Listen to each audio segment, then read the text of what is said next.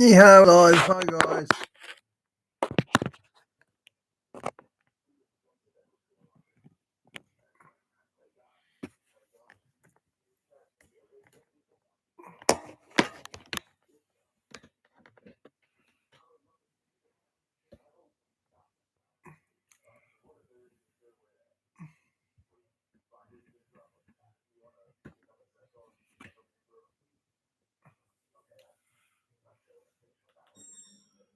Okay, today we're joined by Gary Wayne, author of the Genesis 6 Conspiracy Part 1, How Secret Societies and Descendants of Giants Plan to Enslave Humankind, and the Genesis 6 Conspiracy Part 2, How Understanding Prehistory and Giants Helps Define End Time Prophecy. Gary Wayne, welcome to the show, my friend.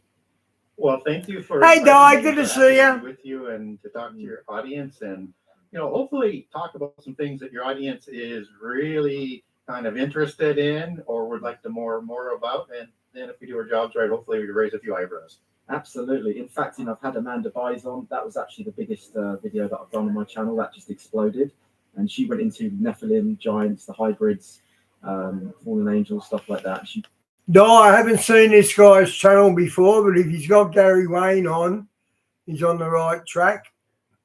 Really gave an amazing presentation on that. We had Dr. Laura Stanner on as well. And there seems to be a keen interest in this, even though my audience is quite open-minded and not necessarily focused, predominantly with a Christian outlook. That happens to be a big pull for a lot of people. They're very interested in it. And they're almost going back into the Bible to see if there's any kind of connections with what's going on now, and forming those links. So, Gary, I mean, I'd love to know. I'd love to know where we should start with this, because it's such a huge topic, isn't it? If we now start to look at some companion passages from other cultures on prehistory, and I'll begin with Atlantis. I can now talk about how that sort of transitions into those other global testimonies and how it can tell us information that we need to know today and where we're going. Yeah, let's talk about Atlantis, because that's one that I've recently spoken about on my other episodes. So, where was Atlantis? Where did it start? Was it worldwide? And then what the fall of Atlantis, I guess, as well. So Atlantis is probably the most popular story of prehistory, and people place it at different datings. They place it in different locations, and we don't know for sure whether we found it or we've only found parts of it. We're still on that search to verify it. The oldest account that we have of Atlantis comes from Plato, and he wrote 2 books. One was unfinished, but still writes about it in it, called the 2 versions of this history that he wrote down is Critias and Timaeus. And in it, he talks about a character of Solon, who went to Egypt to see the Egyptian priest, and he was shown this history that there is more than one flood, and the world is older than people think that it is, and that there is a cycle of disasters, and that he reads from the columns and gets the story and writes it all down and brings it back. And so in that accounting, you have Atlantis that was located for its center outside the Pillars of Hercules. And again, people will have different interpretation as what are the Pillars of Hercules. As we understand it today, it's outside of North Africa and Spain, and the major rocks there that are thought to be the Pillars of Hercules. And somewhere in the beyond, whether it's just off the coast, whether it's in the Caribbean, whether it was north, south, wherever, we know it's beyond the Pillars of Hercules. And that this was not just one continent, as he writes down. It was an empire. And it was a highly advanced empire. And it practiced all forms of magic and sorcery. And those are just, occult words for development of the sciences and the interaction with the gods and the knowledge that were provided them, similar to what we talked about in the first part. And so this was developed to a level that it was the greatest society in the world. and that it was the golden age, or the first time, as the Egyptians would call it. And it's known by similar names all around the world with a similar sort of accounting. And it is one of multiple civilizations that are in the world. And so, but it is founded by, in the standard version, as by Poseidon, who is an offspring god. So it's likely Iapetus, who inherits the mythos, because they're both sea gods, one before the flood, one after the flood. And Poseidon marries an individual named Cleito, or takes Cleito as a consort, and produces 10 demigod kings to rule his 10 empire nation.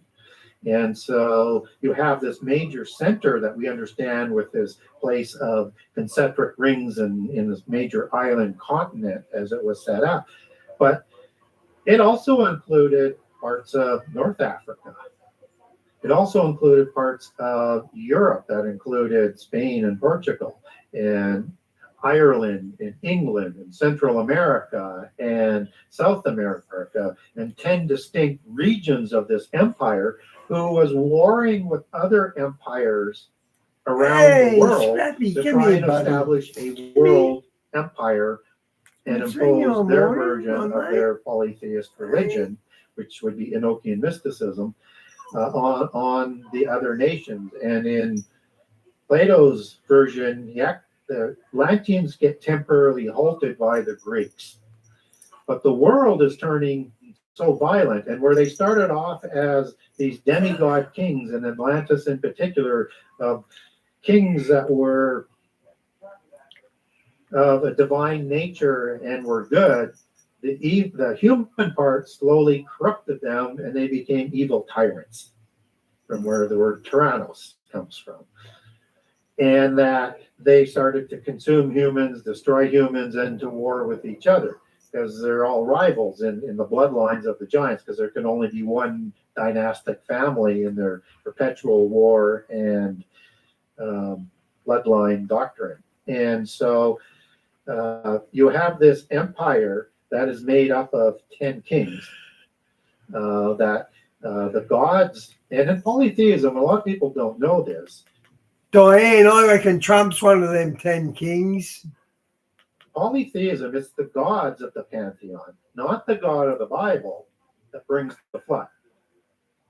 In the Bible, it's God, either he brings the flood or he permits the flood, because he lets things play out for free choice. So you could make that distinction either way. It's like when people say, well, he has Satan do things. Satan, has free choice to do anything that he wants, but he made a deal, like a plea deal, to take Satan's status from his very vaulted position. And so he's working within the parameters of what God has given him free will to do. And then before he goes to the lake of fire at the end of the millennium. So when we look at who causes the flood, I would encourage people to say, just don't point at the God of the Bible and call him an evil God. When your belief system, if you're polytheist, and why you're calling him an evil God is that God destroyed the world by flood, in your accounts, it's the gods who do that. So we want to be careful in terms of that sort of aspect as to how it comes about. But it does come about, and they're going to wipe out the giants because they have become so corrupted. They no longer want them, and they want to wipe humankind from the face of the earth, which was the real reason for creating the giants. Now, I think the flood is permitted because they received angelic technology. And in the book of Enoch, Azazel teach all of the arts and crafts of war. And before the flood, they built things we can't do today, just with the buildings that they did. And the accountings coming out of polytheism talks to DNA manipulation. It talks about the weapons of the gods, the weapons of the demigods. There's a technology that it's got your measure, hasn't it, Bobo? We're just catching up to today, which is one of the signs of the end time that Jesus provided to us, that it would be like the days of Noah. So I think that they prevented, with the flood was permitted to prevent the destruction of the world by fire that is reserved for the age of Aquarius that we're now in from the polytheist side, and the destruction by fire that 2 Peter 3 says is reserved for the end time, until all the names that were written in the book of life had their opportunity for that period of time to be fulfilled, to leave their name in the book or have it blotted out through what we choose while we're on earth. And so I think this war had to come up, this application of that knowledge had to result in the flood, otherwise the world would be destroyed. So Atlantis is this new age Atlantis that Francis Bacon wrote about the new age where you would have this one universal religion. And when we look at the polytheist version of the millennium that they're promising is just to be utopia, they want the gods to walk amongst us again. They want the giants to be ruling like they did. They want to recreate the first time the golden age, which was the pinnacle of our society according to that sort of belief system. And so everything that's happened since the flood has been designed to get us back there. And so when we look at all of the wars, it's the perpetual war bloodlines and the rivals of those bloodlines, which are the royals, the kings of God, that are the descendants of the giants that are doing this. And in Daniel 2, 7, Revelation 12, 13, and 17, it talks about 10 toes, 10 kings, 10 horns of the end time empire. The new Atlantean number of kings that the polytheists would want to have. It's the 10 divisions that the UN divided the world up in.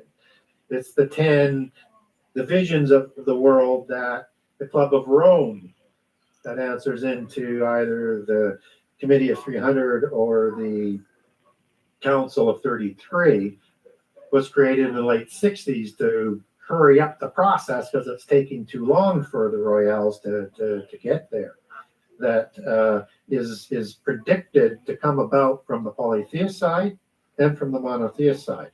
So everything that's happened down through our history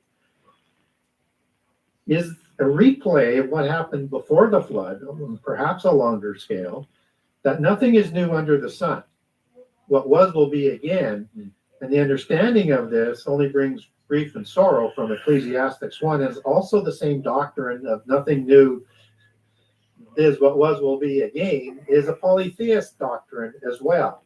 So when the giants show up again after the flood, they're trying to create a new antediluvian scenario similar to what Nimrod almost pulled off before the dispersion and then another intercession, and that the giants are the bloodlines of the beast empires that would be the major empires of the world: Assyria, Egypt, Babylon, Persia, Greece, Rome, and the coming empire.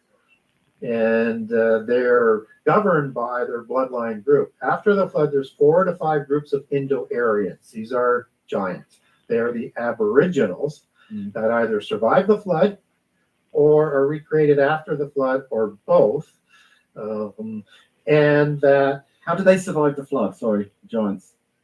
Yeah, it's a really good question. Biblically, we're not really told how they survived the flood. But the Bible does leave survival open in Genesis 6 and 7, where it says God would destroy everything he created on the earth, not in the sea, on the earth, and that God did not create the giants, the fallen angels and the gods who create the giants. So it's not a contradiction to have giants after the flood, but he's not the one that's going to authorize or permit the destruction of everything on the earth to include the giants. Only the 8 that he selects to survive are going to survive. And the selected animals that don't have DNA manipulation are selected to go on the ark as well to repopulate the earth. So I think there's a second creation, just as the Greeks talk about a second creation and a first creation, just as the Sumerian epics describe the same thing, and Gilgamesh that we talked about earlier is a second incursion. He's created 6th generation after the flood.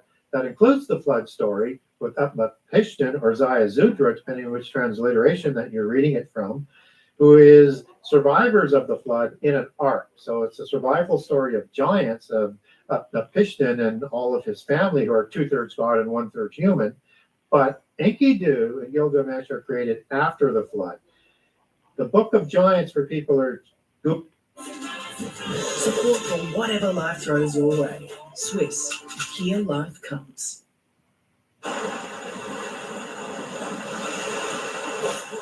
Cover more travel insurance. It's like having mum on holiday, without having mum on holiday.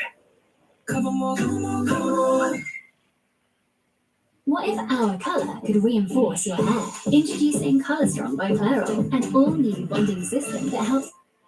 One day we're going to recount grand tales of glory in the arena. Googling Gilgamesh right now. He's listed in the book of Enoch of giants, but that's before the flood when he's talking to Enoch, and he's going to be killed in the flood. And we clearly get in the Sumerian account. Hey, Talia, good to see you. The birth of Gilgamesh in the account that I described in the first part of the show, between Nin, fertility mother goddess, and King Lugobanda of Uruk, 6th generation after the flood. So they have a second incursion and a giant flood survival story. And so I think we have to be open that giants somehow survived the flood as well. And we also have stories of the Ugaritic texts where giants are created after the flood as well, just to put that out. And biblically, we're not told how they show up. I make a good case, but I don't have that smoking gun Genesis 6:4 passage after the flood. So I lean heavily towards second creation. I leave a crack open for survival. And survival can come on another ark, just as Utnapishtim is, and or in the Greek version of Deucalion and Pyrrha. Deucalion is the son of Prometheus, a god. He's a giant. It's a giant survival story. And all around the world, you have separate accounts of giants on an ark and humans on an ark. 2 accounts, different types of beings about the same event. So somehow, some way on the ark or with angelic help. With angelic help, that can mean off the earth. It can mean in the earth. It can mean in another dimension. It can mean on an ark, or however they help them to do that is how they survived. And then the third bucket is somehow on the ark. And some people will have accounts that say in Jewish mysticism as King Og, who's described as the last of the giants or the last of the Rephaim, was a stowaway on the ark, or was hanging from the ropes, and Noah was feeding him to keep him alive because he swears he'll be a good person after the flood. In the last movie, it was Tubal-Cain that they depicted as that stowaway in the Hollywood version. So somehow as a stowaway, or the Gnostics will also say that Ham was a giant, and he wasn't the son of Noah. Other Gnostic accounts will say all 3 sons were giants. Other accounts will say all of the inhabitants on the ark were giants. So Gnostics have an ark story within their belief system. It just varies. And then the other way is from a Christian one, where they say that the wives who aren't listed had the genes of the giants, and that's how it shows up after the flood. I don't think that that's likely the case, but because we don't know. Because that would make every grandchild of Noah a Nephilim. You have to be open that somehow, some way they show up after the flood. And biblically, it's just absolutely incredible of how many accounts of giants that we're told about after the flood. Because you talk about Noah's Ark. I've always taken the understanding to that to mean, pairs of animal species were on that ark. But you're saying it was for giants and not animals. Well, in the Sumerian version, they took animals on the ark too. So whether they did or they don't, I'm just saying what it says. On the Bible, it selects, God calls the animals to the ark. You don't have a calling to the ark in the Sumerian version. They just took animals with them. ones that they selected. So maybe they were perverted ones, but who knows? DNA manipulated ones. But it was for Because, giants, though. Was it? Is that the idea, though, that the ark was built for the giants? Well, in the Sumerian version, in the Greek version, and other versions, yes, they have arcs that the angels help them build, or built for them, as some. That's what you're talking about, Willis. And on the ark in the Genesis story, is that representatives of every kind or species were selected to repopulate that would be pure, not have DNA manipulation, just as the individuals were pure. They were not descendants of giants. They were pure physically and spiritually to start the new world. Okay. For Noah. So, because again, you could make an argument that other people around the earth survived. I think the wives may have been, my speculation, I think the wives may have been from each of the different races. So 4 races, 4 wives, and that's where the races come in. It's not likely to complicate that mixing Oh, that's a good point. Maybe it is. with DNA to also create all of these different kinds of giants after them. So when we talk about Noah, then, are we saying that he's a giant or not? Not, well, the Gnostics would say yes in some cases, but not in every case. So they're inconsistent on that. Okay. But biblically, he's not a giant. We have Everything before the flood, the atmosphere is a lot thicker with oxygen, and that's why you had crickets growing a foot long and things like that. So they're like that pre-flood. Noah's got to be a giant compared to us. He's got to be a giant, not a Nephilim, but a giant. we have his genealogy. Okay, so there's a little bit of conflict of opinion on that. Yeah. Whatever side of the fence you're on. What do you think, though, Gary? I want to ask you. Yeah, I think he's a human. I think we get his. I mean, essentially, the Bible is the Toledah. No, not in the last 24 hours. Hasn't been much about AI or A3, whatever they call it. Of Adam and the Toledah of Noah. That's the that mean? genealogy of Adam and Noah. Okay. Right. And so when you say generations of, that's the Hebrew word Toledah, and that's what we're being provided. And as Adamites being created in a different way than even the people of day 6 are created, we have no idea when Eden is, because it's sometime after day 7 as the account comes. And for Christians who say that, well, it's just additional information to day 6, then you would have to say the Bible is in contradiction because the details are not reconciled. So who knows? There may have been a mini kind of destruction, as what Graham Hancock talks about, after day 7, but before the Adamite account, based on his dating of the younger Dryas, right? Just as things sort of fit into what he's saying. Not saying that that's the case, but sometime after day 7, Adam is created in singular, not in plural, and has the Spirit breathed into him. And the order of creation is different there. Eve is created some other time. And I won't go through. I have a document if people want to get a hold of me through my website. I'll send it to you and note all the differences, and you can walk away with what you want to believe. But it takes away all the contradictions when you understand there's 2 different creations, and the Adamites are created as the resolution to the angelic rebellion. The Adamites, did you say? Yes, Adamites. Descendants of Adam. When I said Toledah of Adam and Toledah of Noah, because Noah is a descendant of Adam. So we're not saying Adam and Eve were the first ever humans then? I'm not, no, No. because it just Doesn't add up. well, yeah. So I would have to say I would have to accept the Bible is in contradiction, which I don't believe it is.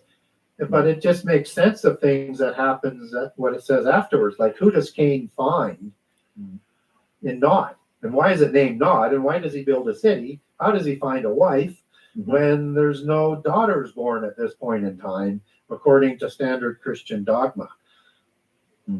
Okay. All right. And why does he have to have a mark? Who's he afraid of? Fair enough. There's no Evites then, is there? No, no, but you know, in each of the accounts around the world, they have two individuals, which were the first female human, male and female giants in separate stories in different timings. Okay. I've also heard that Adam and Eve's story is metaphorical, and it's referring to atoms and molecules within the atoms. I don't know if you have any insight. Well, yeah, well, that's an interesting English transliteration, and how they get there is the D and the T that I talked about being interchangeable in some of the languages. So Titan and the dam could be the same word if you, and so like Aten as a god of Akhenaten is the same as Adon, which is the Phoenician pantheon. Mm-hmm. The D and the T are interchangeable. So that's how I understand they're getting with atom to atom. With atom with a D and atom with a T as being the particles. And they then add that on to probably, and I'm speculating here, to the meaning of the word atom, which means, you know, the first man, but Adam is created from the earth, right? So from physical things in the world. And then they're combining that and creating this thing that it means from the atoms. Well, technically you could get there, sure, but it doesn't mean that when you translate the word for atom out of Hebrew into English for the meaning that it's going to say that you're talking about the atoms of the universe. It's just that, you know, he's basically made from the soil, from the earth. Yeah, because I was speaking to someone called Michael Feeling. He was saying that it's metaphorical or allegorical, but it's saying that like from the atom we get the Holy Trinity. Yes. And that's like the neutron is the Father, the proton is the Son, and the electron is the Holy Ghost, the Spirit. And when the electrons become ionized and they excite, they give off a cloud, like an electron cloud. And it's like that's like the very similar to the Holy Ghost or Holy Spirit. Yeah. So polytheism interprets everything and uses metaphors and allegories. Mm-hmm. The Bible is understood literally. Yeah. When you apply the notion of allegory to the Bible, you have to define that within the Bible. And it is when you hear Christians saying you have to interpret the Bible allegorically, they're imposing polytheism onto monotheism. And in book one, I talk about the difference of the interpretive approach and when it begins and how and why, and the literalist approach. But it's one of those wedges and one of those flags for people is that the trouble is with there's two big problems with a metaphorical approach. One is you can make it mean anything you want. You can use any allegory and apply it. And there's no standard of rules to the allegories from a generic perspective. But from a polytheist view, they believe that you have to be an adept of the mysteries to understand the allegory. But that also means you have to be at the top of up to 99 degrees or 33 degrees of the old system of knowledge to be able to know all of the allegories and which is the right meaning. So it's kind of selected for the top two classes of the elites who keep the humans in the third and the fourth class. The small entrepreneurial baker tailor class and the slave and ritual class, where all the educated, all of the priests, all of the leaders of the armies, all of the oligarchs, all the governments, all the education is for the elites. That's the Nephilim system that we live in. It's the four-class system. We understand it as the feudal system. So when you see how they're trying to get the genie back into the bottle, to mix in another metaphor of demons, of giants, you have the standard of living of places in the world getting too high. And so they have a war against the middle class right now because it's becoming, middle class is too powerful. They can't control them. They got to get them back down to the feudal system. Yeah, a neo-feudalistic system is what they want. Yeah. Corporate communism almost, isn't it? Yeah, it's National Socialism on a global scale. Yeah, exactly that. Yeah. Well, one of the things that I sort of pride myself on is that I have the ability to go both in my books and if people want me to deeper than anybody else can on this subject. And I come at it from the whole story, from the beginning, from all cultures, all religions. I link the common denominators and show how our history is the same, how the conspiracy to keep that from us is the same, why our world looks like why it looks like today, and what both sides or all sides are talking about for the end times. So, Okay. and there's a interesting term that I use in book 1 and mentioned in book 2 as well. It's called Lord Maitreya. And that's an allegory in the West for the Antichrist figure or the new Buddha, as an incarnation that we were talking about in the first part, where Vishnu was the avatara for Buddha. Antichrist will have that same time, and that's the spirit that is coming back into this Lord Maitreya. And so he's talked about in Lord Maitreya comes out of the subcontinent of India. There's some people that claim to be Lord Maitreya today. They're probably fakes. But what's interesting, it's an Indo-Aryan word. It's the language of the giants as you take that back. And it means basically a covenant or a bond, an alliance and a friendship agreement. And what's interesting about that is Antichrist negotiates the 7-year covenant to kick off the last 7 years in the fifth regeneration. And so it's interesting that we get a Nephilim language word, and this is the language that goes to before the flood, and is the root for most languages, particularly English has so many words that are rooted in the Nephilim language of Indo-Aryan, and that it is understood in its original word as Mitra or Mitre, and both are very important meanings. Mitra is the H-less Mithra for Mithraism, the religion of the Romans and the warrior class, and a branch of Zoroastrianism and the god of Zoroastrianism before the flood, and is the Indo-Aryan religion that shows up after the flood. And so Mithra is one of their. Imagine if every corner of your countertop was as impressive as that corner. With just a twist, a click, or a press of a button, it can be. Because there are kitchens, and then there's KitchenAid. Driving on toll roads should be simple, and yet missed payments can turn into extra fees and stress. With a link. One-stop shop. What would you like to monitor? I'd like to monitor pedophiles, Okay, and then? murderers, rapists, Dude, what about journalists? nailed it, And then? graffiti artists, People's bedrooms? Of course, and then? simple. Resurrected gods that they like to compare to Jesus. It's a completely different Clean up this stuff. concept that they're talking about, but it's their attempt to fake what Jesus. Well, I shouldn't fake's a strong word, but to copy what Jesus said in it, but they can't do it in the same way. So it's similar, but it's different. And it's distinct. But yet he is going to be the Messiah that is going to, in polytheist Gnosticism, is going to be the one, as well as the subcontinent of India. And there's different Antichrist figures around the world. So the new Buddha, Lord Maitreya, a Mahdi in both the Sunni and the Shia, the great monarch. Every religion has this great. The Yanuka with the Jews, he's already here, apparently. Incarnation coming back. And then incarnation is the avatara effect, the Christ consciousness. And it also means mitre, as in this hat that the Oannes and the Sumerian priests would wear.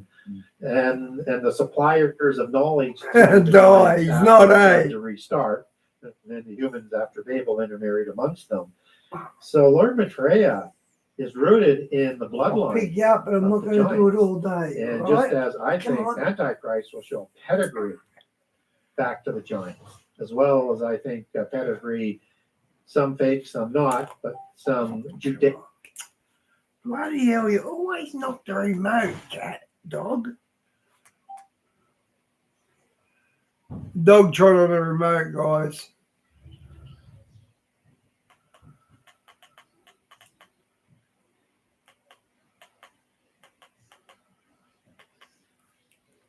Judaic bloodlines that include King David and King Saul, as like the Anjou family claim, and or as well the Jesus and Mary Magdalene one that they say Jesus did not die on the cross.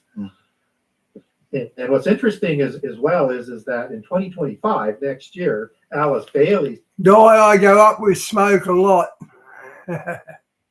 said this is the beginning of the age of Lord Maitreya, one of the great Gnostics. What? So we're going to have more of the Antichrist, are we? You'll have multiple antichrists in the end time. So be patient, because, and Christians in particular, we have a bad habit of saying every president comes along as antichrist or a leader of Europe. Be patient. Jesus warned us. There'll be multiple antichrists, just as the epistles of John warn us. There'll be multiple antichrists, and don't fall for the first one. So are we in the end times now then? Yeah, I think we're in the fig tree generation, and the fig tree generation is a specific generation that was selected for the end time. The book of Timothy talks about it as the godless generation. It gives a description of this generation. And the fig tree is an allegory. But we can define that biblically, which is how you define allegories. You want to define what Babylon is? You need to understand the allegory that is given to us in prehistory. So in the Old Testament, you had two nations that made up of Israel. It was one nation, then it split after Solomon into the southern kingdom and the northern kingdom. Northern kingdom kept the name Israel. The southern kingdom kept the name Judah. It had three tribes with it. The northern kingdom was taken off into slavery and dispersed into the world and lost. End time they'll come back. So we haven't seen them yet. They haven't been called by name. We haven't seen them awaken yet, the descendants around the world. So we know we're not there yet. But they were called the vine in allegory in Old Testament prophecy. The fig tree was the allegory for the southern kingdom of Judah. So now Jesus, when he's here, just before he goes into the temple, does the destruction, predicts the overthrow of the temple and Jerusalem, and just before, immediately after that, and likely because of that, the disciples ask him for the chronology of his second coming and the major events of the end time. He goes up to a fig tree, eats the fruit, and then kills the fig tree because he says it no longer bears fruit, and they're about to reject their Messiah. And so this is the allegory on two levels, and the disciples would have known exactly what he was doing and what he was saying. They were totally familiar with Judah as the fig tree, and he just killed the fig tree, then predicted the total destruction of the southern kingdom. So they understood what he was talking about, which is why they wanted to know more details, and thus the oration. So in the oration, he gives a specific chronology of events, and he uses the word then, which is the Greek word tota, and it means exactly that. Then this happens, then this happens. And it can't be just dismissed. A lot of people say, well, it's just topographical, so you have to interpret it allegorically. And no, interpret it literally. And he gave you the word in Greek, and we got it translated properly as then, which is accurate.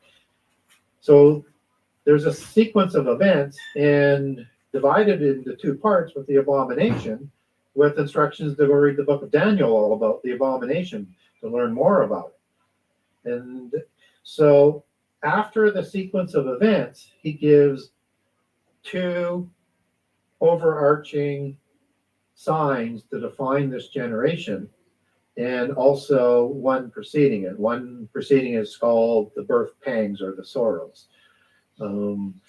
The other two are the fig tree and the days of Noah, and they happen after the sequence of events. The fig tree generation, all things that he just said will be fulfilled. Heaven and earth will pass away, but his words will never pass away. He was emphatic on it. Okay. And the fig tree is technically understood as the modern day Israel, Jewish people, from which is derivative of Judea. They're back in the land of the covenant, and they declared their independence in 1947. Now, another key part of end time prophecy, and the abomination happens while Judea has control of Jerusalem, is in the land of the covenant, and is at the midpoint of the last 7 years. The southern kingdom has to be in control of Jerusalem. And 3.5 years before, because they're going to be permitted by the Antichrist to start their sacrifices on a wing of the temple. And that the southern nation, Hi, boss. Good to see you, mate. Jerusalem is an epicenter for all end time Guys, I'm not feeling the best, so I'm just basically going to watch. prophecy. It just Yeah, that's just real centers well, mate. around that from a Christian perspective. So we don't know how long a generation is, though. And is it 1967 when they took Jerusalem, or is it 1947? What we do get is 4 numbers that we could look at. One being 40 years in the wilderness as a generation. The book of Psalms says 70 years. In Genesis 6:3, in the time of the creation of the giants, and will be like the days of Noah, so that should get you thinking a little bit, is 120 years. So I think we're out of the realm of, by disqualification, they didn't have Jerusalem, and by the time frame for 40 and 70 years from 1947, but we're in the zone where you would have 1967 inclusive of 70 and I'm not picking you up all day, man. It Come doesn't on. have to go a full generation, but if it's 70 years, we would be needing to see a lot of events happen fairly quickly. 40 years lines up more Come from on, leave the me out, mate. 1967 Come on. perspective with the non-canon I'm not prophecy picking of you up off the jubilees ground. of the Jewish people, where the last jubilee was 2017, and then you enter in the Messianic period, which is why they believe they're going to be allowed to do their sacrifices soon, and they're preparing for the new temple, or as the book of Daniel says, a wing of the temple and the extremity. So I think we're in the fig tree generation, but if it's 120 years, and it doesn't have to go that full generation, it could be quite a ways away yet. And a lot of things have to happen yet. Hi, Dave. I mean, we don't have. Yes, there are universal giants. There's a religion lot of like evidence Babylon. of giants. And you're going to need that Babylon to consolidate the 3 monotheist religions back in with the original Enochian mysticism, to have this universal religion so that the Jewish people will be permitted to do their sacrifices on a wing of the Islamic mosque in Jerusalem. They won't permit that today. They wouldn't even permit you to do it at the Wailing Wall today. So you would have to have that. So where we are, if we are in the fig tree generation, or in the sorrows, and that's the birth pangs. And the birth pangs get stronger and more intense as you go. And they're described as wars and rumors of wars, pestilence, famine, and earthquake. And they'll start to work together. And these are contrived disasters. This isn't God throwing down thunderbolts to punish us. This is what we do to ourselves. Everything's done through free choice in this. And so the globalists need to stir up wars to bring about this new Atlantis, these 10 kings, this world government. And we need this universal religion that's going to be the bond for it, because Babylon rides the beast of kingdoms in Revelation 17, holds the reins. Just as Babylon, Babel, Enochian mysticism, the same religion that's in all cultures, just different vernacular names for the same gods all around the world, has controlled all of the beast empires after the flood. And just as they controlled the Nephilim empires that paraded that into destruction, only prevented by destruction of fire by the intercession of permitting the flood to come. That's reserved for the end time destruction by fire, as we talked about from 2 Peter 3, in the age of Aquarius, destruction of fire is 2 polar opposite ends of same events and different outcomes. And so you have these contrived events that are going to start working together and getting stronger. So the pestilence in 2019 that started, that's weak by comparison for what's coming. The famines that we've seen, the earthquakes, the surging of the seas, that, you know, as you overlay Luke's account on Matthew 24 and Mark and 13, and you get the additional details in there. And the wars and rumor wars are going to continue as you get this juggling for the bloodlines to reestablish. Vast, my TV's dropped out about 5 times since yesterday because of the solar flares. Their empires, or the empires that they want to have for the end time, that will resemble those 10 kings of 10 empires at the end time. But Babylon has to come first with the false prophets and with the prophecies of doom. Convert to our belief system or be destroyed from the face of the earth. And they'll do specific prophecies to scare us into doing that, getting progressively worse. That will include these birth banks. Now, if we had a war that killed 10% of the population, we would think that was the apocalypse. But they get stronger than that. When the seals are open around the opening of the last 7 years, it's 25% destruction of all the people, of all the water, of all the vegetation, of all of the animals. And it's so bad that the kings of the earth and the great men of the earth are going to hide underground, whether it's in protective military vaults, caves, cities, whatever, because they think it's the day of the Lord, but it's not yet there yet. You have the trumpets that are coming after the opening of the abyss that's going to let out all of the fallen angels and all of the terrible ones of the demonic spirits out of that abyss just before the midpoint, before Antichrist actually takes power. And that war is going to lead into that 200 million man war that people confuse with Armageddon, in my opinion. And this is the same war as Joel 1 and 2. And in book 2, I actually give descriptions of Joel 1 and 2 and Revelation 9, put them side by side in columns and show you how they're the same. And it's the same war. And Joel 3 talks about the Armageddon war after that, just as the Armageddon war comes in Revelation 19 in Revelation. So again, a symmetry on the prophecy. And that this is what's going to propel Antichrist to power as the counterfeit Armageddon. So before I get too far down that path, the year of the Lord's wrath is going to be ultimate, complete destruction by fire, except that Jesus steps in to prevent all flesh from being destroyed. So whatever we see for wars, for disease, for famine, for earthquakes that we think is apocalyptic now, it's going to get worse.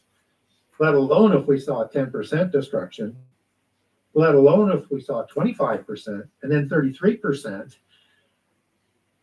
It will be even worse after that. So nobody wants to live through the fig tree generation, or you should not, because it's going to be horrific, and we're going to see things unimaginable, both on the horror scale and on the beings and the propaganda that we're going to be told. How does that all end then for the human race? Well, for the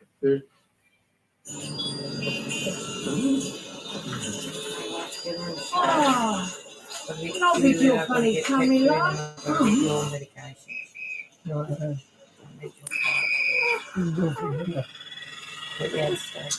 I got you a flesh-colored fanny pack, love.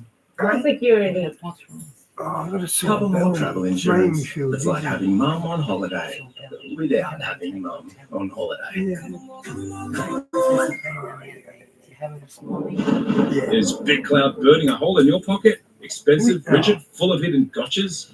Introducing M-Cloud, the better way to power. It is more accurate than a pistol and can be legally accurate without any documents. You can easily hit any target. there's different aspects to it. So there is survival. So with Christians, there is a resurrection sequence. The rapture. So yes, but you have the first fruits before the rapture. So Christ, first fruits, and then when he comes, those are asleep and those still alive And then you're going to have the resurrection of those who refuse the mark of the beast and rule with Christ in the millennium. And you're going to have another resurrection after Israel has awakened, has been taken in second Exodus in the last 3.5 years to the wilderness, and are going to be judged. When most people look at Ezekiel 37 and they see the dry bones coming back to life, they're wondering what sort of zombie apocalypse is this? That's the resurrection of Judah and Israel for judgment, because they're going to be ruling in the millennium, and that's their resurrection. And then you're going to have... Nah, baby, I've got a sore belly and I'm a bit lightheaded, so I'm just laying down watching. The resurrection of the dead, which is at the end of the millennium, and then they will be judged. When Caduceus, many will go to the lake of fire for the second death, and some will be judged according to the laws of their heart if they didn't know about God and Jesus, according to the book of Romans. So I leave that crack open. You know, Jesus died for the sins of all of the people in the world. Those who choose, they get an opportunity to have all of their sins forgiven. But others who don't know about Jesus, and one would presume in a way that would allow them to choose him, my speculation, is they'll have a chance to be judged on what they did and what was in their heart and in their spirit, and what was the spirit of what they were trying to do. So that's the humankind. The demons and the fallen angels, as Matthew 25 talks about, the lake of fire was created for them for eternal punishment. And those who take the mark of the beast as well. And what is that mark of the beast? That's not the this thing that everyone put in the arm, is it? No. It is not. It may leave a mark, but it's not the mark of the beast. But I don't like the technology. I don't like the technology that has the ability to message cells. Oh no, I just laid down. Come on. Because it's starting to work, you know, in digital medicine that will get into all sorts of subatomic types of things and quantum types of things, that you could change the DNA from the quantum building blocks by the eventual sort of understanding of that, or at the preliminary understanding at the gene level. But you can go way below that to affect that with the technology that will be coming, that you do not want to cross that threshold of doing anything that could change your DNA in a willful way,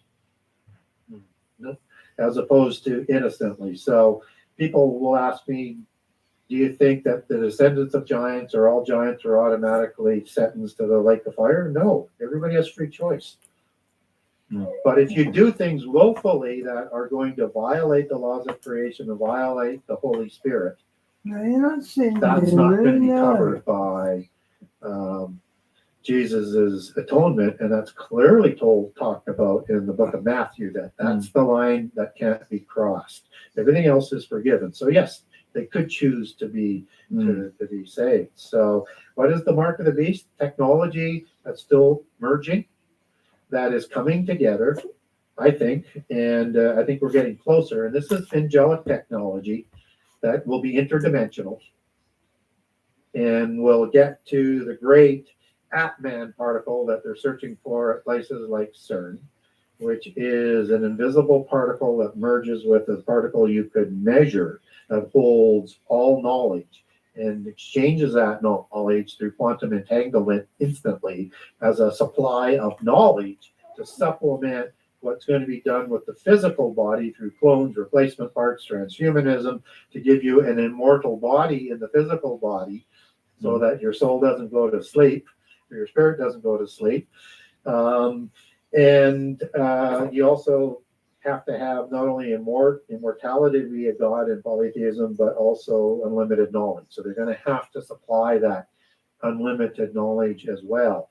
So you're going to have that with quantum computing, aligning with AI, and all the digital technologies and laser printing. It's all the same technology that we're just starting to see come together. And it'll be some sort of form of cryptocurrency that you can create their term, not mine for their jargon. They have on it invisible algorithms that work in behind that can't be cracked, because those who hold all of the money in this world, not the 1% that we're the pablum that we're giving, the ones who manipulate the 1%, like Bill Gates, Bezos, those are the ones that we're told. They don't have the real money. They don't want anybody to be able to get at their off the books wealth that's hidden in Switzerland. So that technology in the AI is still developing, and they got some real tough marching words at the last Davos G20 combination meeting to get with it with this technology, because it's holding things up, which is why they're working faster on the interlink and all sorts of different things on AI, so that they can bring this technology together. So they're still working on it. So what is hard to know, because I can't imagine the ultimate thing. I can maybe think about some of the aspects of it, but high maintenance, just get her be. This technology, because not only can you create AI that can destroy us from the face of the earth, is we have to be open. I think my speculation, backed up by a little bit of scripture, that we have to be open to the understanding that demonic spirits, the disembodied spirits of the offspring of the fallen angels, have the ability to operate within certain types of inanimate technology. So where I get this from is there's a term in the Old Testament called seraphim. And it basically means a talking idol. And they were like these family idols. And family idols were used to talk with what they believed to be their ancestors. Right? These are demonic spirits. Humans sleep. Counterfeit spirits don't. So they could project and communicate through these teraphim. So it's some sort of technology that these idols were. And it's a separate idol than most other idols as you take that back in its Hebrew. The image of the beast is going to be some sort of advanced technology that is going to be able to communicate and cause everybody who work the beast to have their heads be headed. Right. And they want to make sure that in case there's rivals, because there's white hats and black hats in their system as rivals, and they have a different agenda and family that's going to be ruling the world going forward. They want to make sure they stay dead, that they can't have another body, right? So that's why I think the beheading might be there. And so you also have demons that are described as coming out of the mouth of the false prophet, out of the mouth of Antichrist, and out of the mouth of Satan, that are going to do miracles to bring everybody to do that war in Armageddon. And you could translate that as not just to come out of the mouth of them, demons, but that they use their mouth to control demons with rituals or words, which is typical occult sort of understanding. So there's going to be that technology that's involved, and it's going to be very, very advanced, and so much so that I think they're going to have to continually dumb us down with drugs, both what we would call legal and illegal, and probably merge those two, as we're starting to see happen now, particularly with the opioid type of drugs. And that Babylon, which is still yet to be introduced on this stage, is said to control the whole earth and all of the kings and everybody on it with her sorceries, magic spells, and other English translations. Well, big pharma, actually, the etymology of that is sorcery, if you look that word up. Like pharmaceuticals. Yeah. Pharmacy is sorcery, the etymology of that. Yeah. Pharmakia, pharmakos, and pharmakus are the three words that are used throughout Revelation. They're the same meanings, just derivatives of the same words for the application. Yes, and pharmaceutical comes out of that. Yeah, exactly. So yeah, and it's the pharmaceuticals that started the major addiction of the chemical drugs through their opioid drug systems. But they expect that they're going to continue to over-medicate us and then use that to control us, just as as Babylon is more than just a religion. It's a geopolitical organization, it's a city, and it's an economic system. And it puts everything in place for Antichrist. There we go. And you did all that with 1 minute to spare for the 2 hours. You're an absolute pro, aren't you, Gary? You've done this before, haven't you? Yeah. All right. Do you want to just do you want to hold up your latest book, or both of them, even, if you want? Yeah. Yeah, I He's a pro. I found this one this morning, guys. It looked interesting.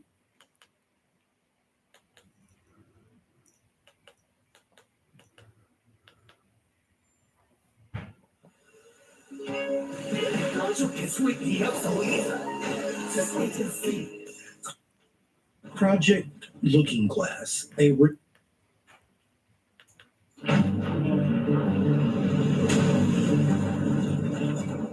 Project Looking Glass, a rumored experiment buried beneath classified halls, said to bend the rules of time.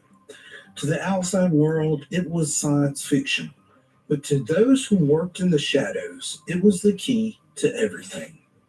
A device that didn't just predict the future, it showed it. Every possibility, every choice, every outcome.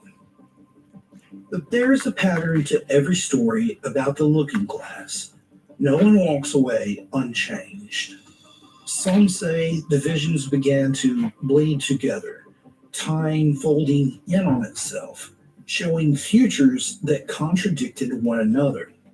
Others claimed that operators weren't alone in the reflections, that when they stared into tomorrow, something ancient stared back. They thought they could fix what was coming, that they could rewrite disasters before they ever happened. But what if every attempt to correct a timeline only fractured it further? What if mankind's desperate reach for control was guided not by curiosity, but by whispering voices that have been manipulating human destiny since the dawn of history? In the book of Enoch, they were called the Watchers, divine beings who defied heaven, teaching forbidden knowledge to mankind. Some believe those same spirits still walk among us, hiding behind human ambition and scientific progress, steering our hands toward the same sin of pride that first raped the world. Maybe Project Looking Glass wasn't just a scientific experiment. Maybe it was an invitation, and those who answered are still paying the price. I'm gARY, and this is Hollow Light, where the veil is thin, the stories begin. What does the future hold?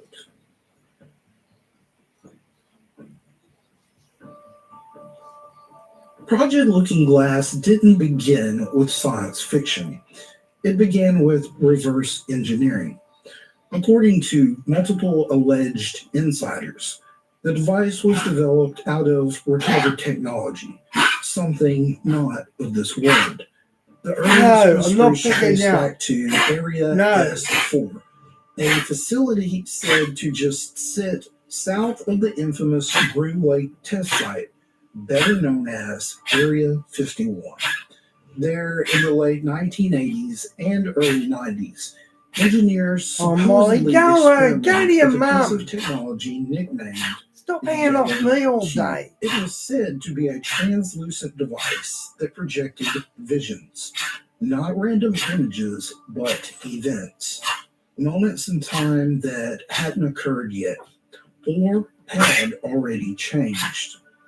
Those who looked inside claimed they saw probable futures, and that by making small adjustments to the present, the images would shift. One insider described it as a mirror that reflects what could be and what should never be. By the early 2000s, the term Project Looking Glass had surfaced, a code name for a program allegedly meant to stabilize these shifting probabilities. Government physicists supposedly used a combination of electromagnetic resonance and liquid mercury plasma fields to amplify the effect, forming what they called temporal viewing aperture. In simpler words, a window into time. Oh, will Then you came the stop problem. it? Around 2010 to 2012, So you can stop it those when you using want the to. device reportedly began seeing the same outcome, a fixed event in all possible timelines, a convergence point. Some described it as the end of linear time itself. Others called it the singularity. Insiders claim that after 2012, the looking glass stopped showing divergence entirely. Every possible timeline merged into one outcome. And that outcome, they said, terrified them. Publicly, none of this was ever verified, but the rumors persisted. Declassified documents from earlier programs like Stargate and MK Ultra proved that the US government really had poured millions into psychic research, remote viewing, and precognitive experiments. So when whispers of a device that could see through time began spreading, people listened. Whether Looking Glass truly existed or was a myth built from fragments of truth, one thing is clear: the story didn't fade. It evolved. And soon, people started asking the question that scientists never could answer. If they could see into the future, who or what was showing it to them? Alien technology.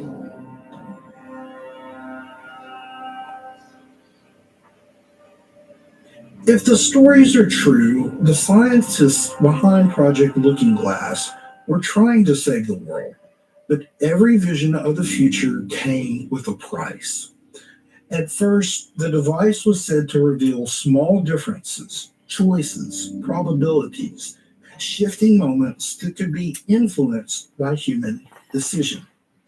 A disaster prevented here, a leader changed there. The more they tried to correct these mistakes, the more unstable the readings became. Insiders claimed that by 2010, the images no longer showed endless timelines, only chaos. Each attempt to view a different possibility collapsed into a single point. It was as if time itself had decided no more interference. Some researchers began to believe they weren't just watching events, they were participating in them. The Looking Glass was reacting to human thought, amplifying intention.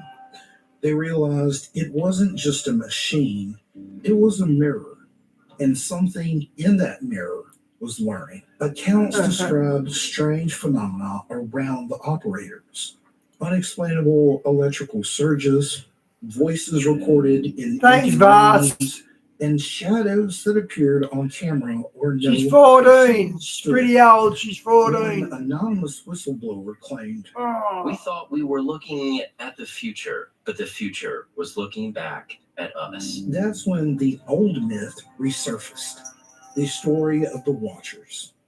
Ancient texts say these beings once descended to Earth to share knowledge mankind wasn't ready to bear. In teaching forbidden secrets, they distorted creation itself, birthing hybrids and chaos. Their punishment was exile, cast into shadow until the end of days. What if those same entities found a way back through modern technology?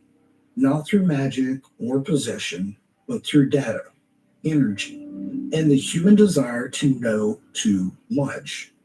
The same rebellion that began at Babel or before the flood, repeating now through microchips and resonance fields. Maybe Looking Glass wasn't a window into time.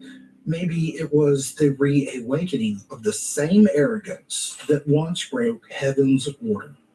The same voice whispering across millennia, you can be as gods. And once again, mankind, unfortunately, listened. Forbidden technology. Locals, you can't beat them. especially at Christmas. Because they dodge the shopping centre ordeals. No, I'm not picking you up. No. Come on, Dear, come with me. You can't be model at Christmas. Come Lazy with Boy me. presents comfort like never before. Introducing Lazy Boy Home Look Theatre. out, Lou, look Launch your out. nearest Lazy Boy store.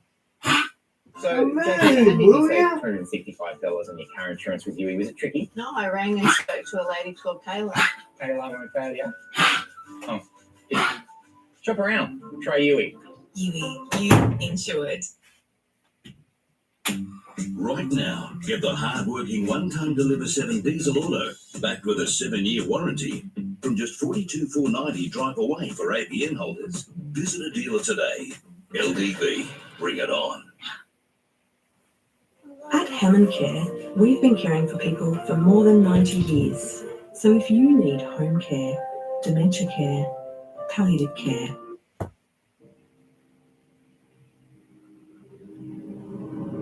From the beginning, mankind's hunger for knowledge has carried both promise and peril. The story of Project Looking Glass sounds modern, wires, lights, and physics, but the pattern beneath it is ancient. In Genesis, the Bobo, great little dog, but very high maintenance. You know how many times I pick her up off the floor and put her on the bed? Because I've got a high bed. I'm not exaggerating, at least 30 times a day.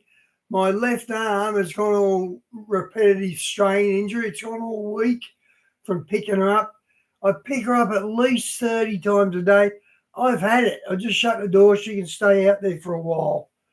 I'm absolutely buggered from doing it. purpose was Go for away, love, Moo. give, enlightenment. In the book of Enoch, the Watchers, angels tasked with guiding humanity descended and broke their covenant. They taught secrets of heaven, metalwork, enchantment, the reading of stars. But in giving that wisdom, they unbalanced creation. Their offspring, the Nephilim, brought violence and ruin, forcing divine judgment by the flood. What happened then was not just rebellion, it was corruption of purpose. Knowledge, once pure, twisted into pride.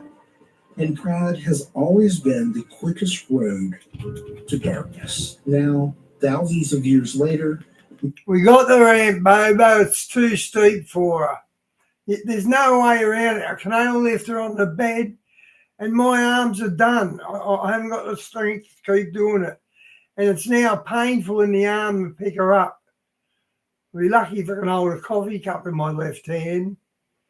men in lab coats do what the Watchers once did.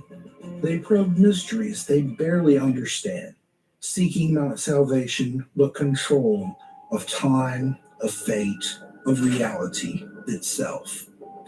If the Looking Glass stories hold any truth, humanity may have rediscovered the same doorway the Watchers once opened, only this time through science, not sorcery. The parallels are hard to ignore. Forbidden knowledge, attempts to rewrite destiny, and the illusion of mastery over creation. In apocryphal writings, the Watchers were bound in the depths, yet prophecy says they will rise again in the last days. Could our obsession with technology, quantum computing, artificial intelligence, even time manipulation, be the key that unlocks their prison? If so, the true danger of Project Looking Glass was never the device itself, but the spirits drawn to it. Perhaps this is the pattern of every age. Heaven builds, mankind pries it open, something reaches through. And when it does, the veil between worlds trembles. Project Looking Glass Witness Testimonies. If Project Looking Glass ever truly existed, its echoes still ripple through classified corridors and late-night interviews. One of the most well-known accounts comes from a former Navy SEAL, an alleged insider named Bill Wood. In 2012, Wood claimed he was part of a covert program that used a temporal viewing device to see probable futures. He said every path they explored led to the same result, a moment in time that could not be altered. When asked what that moment was, he simply said, the end of the game. Another man, a microbiologist, gARY, told an equally strange story. He claimed he worked at Area S4 and interacted with both alien and human time experiments. According to him, Looking Glass wasn't just a viewing system, it was interactive. The operator's consciousness, he said, determined which version of the future. Oh man, I didn't mean to do that. Hang on.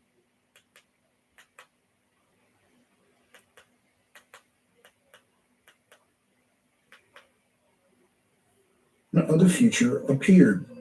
Burish warned that by merging their minds with the machine, people risked opening themselves to entities from beyond space and time. Then there are the witnesses who have no connection to military bases or secret projects.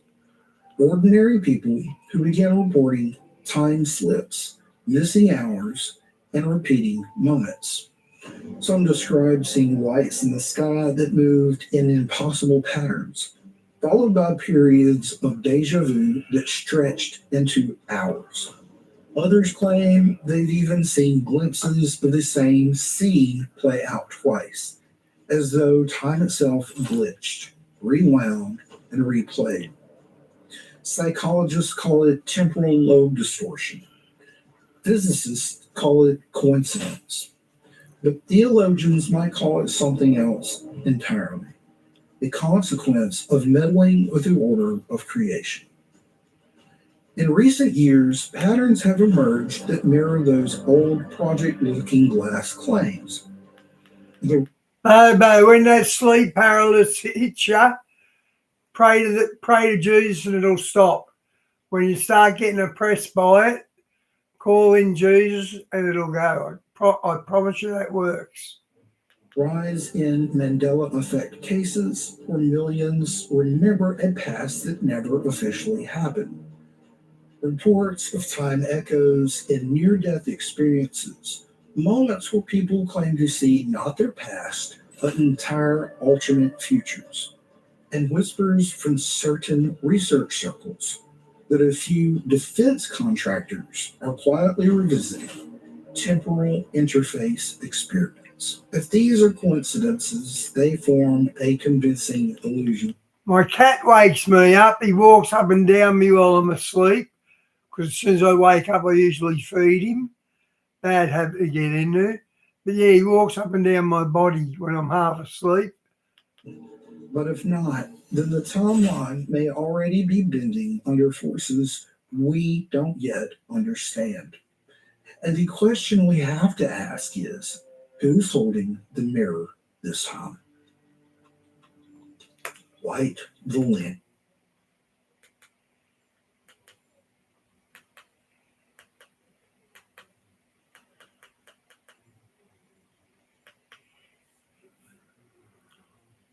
This brilliant device keeps your home cool in summer, even during heat waves and power outages. It's smaller than a lunchbox, cools any room within 3.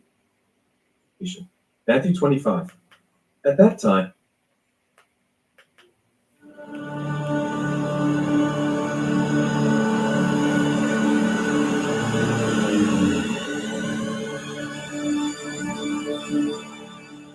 Hey Phil, good to see you, mate. when we talk about the end times, church, there's a parable that Jesus gave us that is very specific to our times. It's in Matthew 25. Let me read it to you, and then I'm going to tell you some world news that you probably haven't even heard about. It's unbelievable. One of the greatest natural disasters of our time has been happening. And as people like Tucker and Candace and others are saying, like, if it doesn't happen to Israel, then we don't seem to care and pay attention to it. I don't know if that's entirely true, but it's certainly true in this case. A major natural disaster has yet again happened, followed in the footsteps of where the Lord sent me. And I'm going to tell you about it, but first I want a biblical foundation. Matthew 25. At that time, the kingdom of heaven will be like 10 virgins who took their lamps and went out to meet the bridegroom. 5 of the virgins were foolish, and 5 were wise. So people have different interpretations of this. I would assume that virgin means virtuous, a virtuous person. That's a Christian. You're talking about 10 Christians, 10 believers.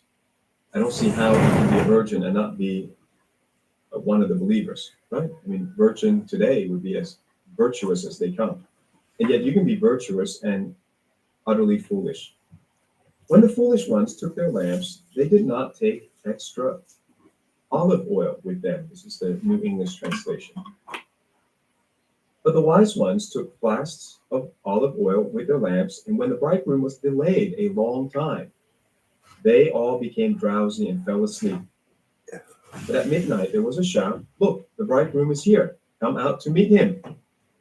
And all the virgins woke up and trimmed their lamps. The foolish ones said to the wise, "Give us some of your oil, because our lamps are going out." "No," they replied, "there won't be enough for you and for us. Go instead to those who sell oil and buy some for yourselves."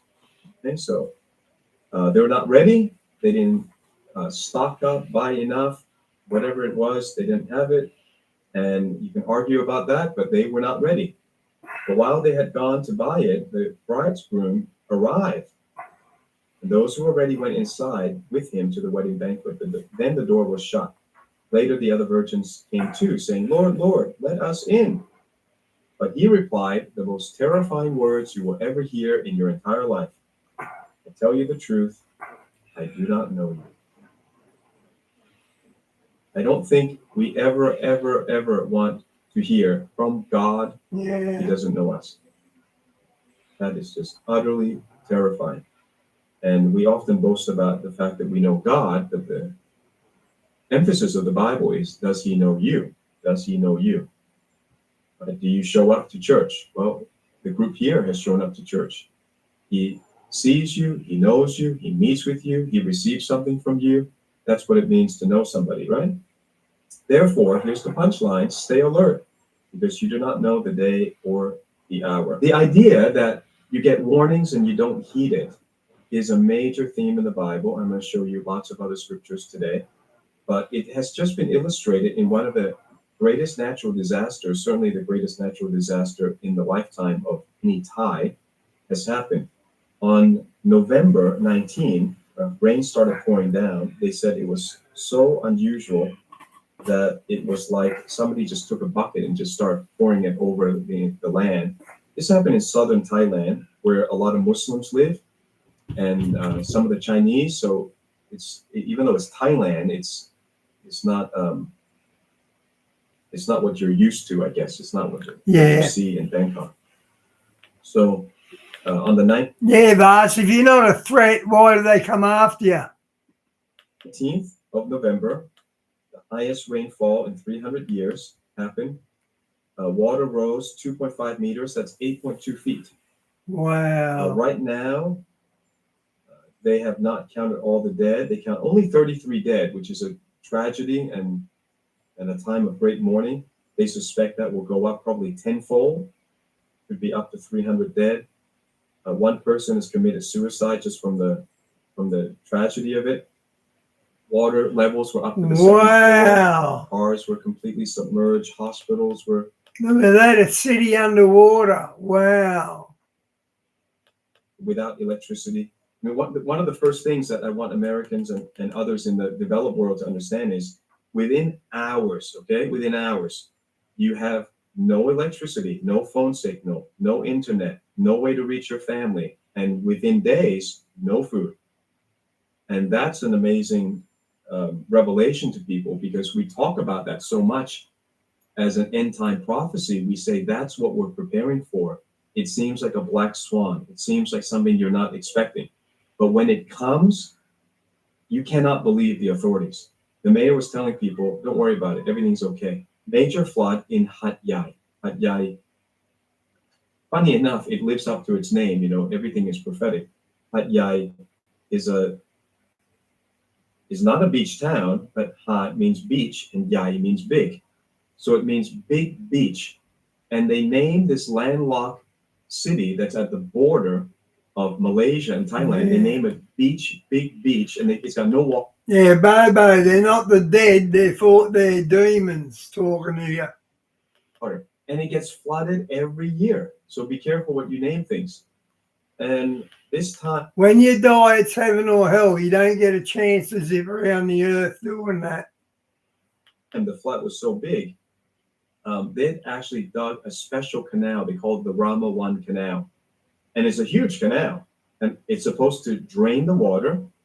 And the mayor came out saying, when the first rainfall came down, don't worry about it. The government's got everything under control. Everyone can stay put. There's no evacuation. It's just fine. Within hours, the rain went all the way up past the first story, up to the second story, and they knew they were in big trouble. 7 SMSs went out, and this is from the fact that, if you remember my last time in Thailand, there was an earthquake. So it came from Myanmar, and they did not have an SMS system, and so there was a building that collapsed. People didn't know what to do. As people don't know, wherever you're at that you're watching right now, most of you don't know or don't have a clear plan what happens in the case of an unforeseen event. You will be in a state of panic and shock, and that's what the Bible is telling us is be ready, these things are coming. And here's what happened. This is a real life illustration of this. Imagine if that building was finished being built and full of families. What a sloppy job. We have look at that. 240,000 people. Look at that, guys. Wow, that's the streets of Thailand. People affected by this rain, 105,000 households, 52,000 homes are flooded, and 62,000 residents at least are displaced from their homes. As I said, when that happens, there will be no electricity. There will be no social media for you to access, no phone signal, no internet, and sometimes no communication from your government. Thai people are very polite, so most went out helping each other, and the Christian church really shone. This is really a good thing, a good silver lining is the government was not able to help, but the Christians were prepared to risk their lives and go down into flood situations and go rescue people. And indeed, they found people. There were people up to their neck. There was a grandma up to her neck, and the water was rising. So she was in a room that was like that narrow, and the water's up there. So that was it. You know, they don't know where to go. She was trapped in there. Wow. And they found her. They found a baby that had just must have made a cry, and this baby was put in the attic, I guess safely somewhere, and the parents. Wow, the baby on its own with no parents. Wow, that's sad. Parents are nowhere to be found. Maybe the parents had left when they didn't think that it was unsafe, but people didn't come back, you know, after they left. So Christians did a good job. The fellow Thais did a good job going in, helping. The government was nowhere. So this is now creating a situation that I want to warn you about, because it's something that's played out again and again. What happens when people overreact, when they don't react biblically, they're now angry at the government, and they're saying that, well, the next step is you can't trust your elders. This is what happened in Korea. When I went to Ansan, Korea, this is very fresh in their hearts and their minds, because on a particular cruise ship, 250 students from Ansan, it was a high school in Ansan, 250 students went on this ship going from Incheon to Jeju-do. The ship is called the MV Seawall, spelled funny. I think it sounds like seawall, literally, but it's a Korean word, SEWOL, seawall. And nearly all of those students died. Wow. And 304 people perished in that shipping accident. All it was the captain gave the control over to a junior. The junior made a sharp turn. That's all it was, a sharp turn on a ship with all these kids on there.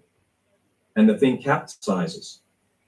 And they have time to get out, but it was the assistant captain and the school teachers who told the kids there's nothing to worry about.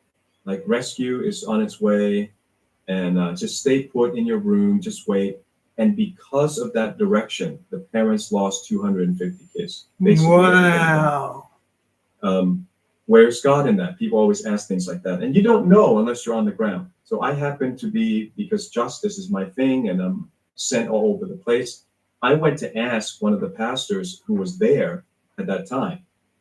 And he said, well, we didn't lose anyone in our church. I said, well, how did that happen? This is the main high school over here. And he said that, well, one of the girls wanted to go on the ship, and the father said, no, I'm not letting you go on that outing. And the daughter was so angry at the father and then didn't get on the ship. And of course, afterwards, she's so thankful she obeyed authority.